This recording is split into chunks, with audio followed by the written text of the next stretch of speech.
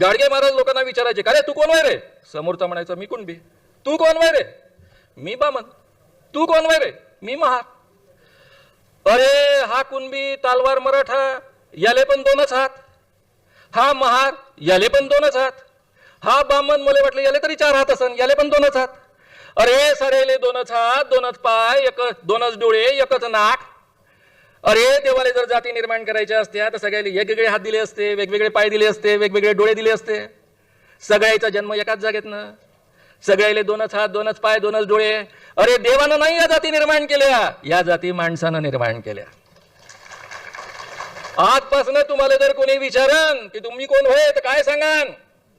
सांगान की मी माणूस वय, मी माणूस वय. ही जातपात काही नसते असं शिकवणारे हे गाडगे महाराज एकही वर्ग न शिकलेले, शाळेत न गेलेले, पण किती उत्तम पद्धतीनं वैज्ञानिक दृष्टिकोन रुजवायचे.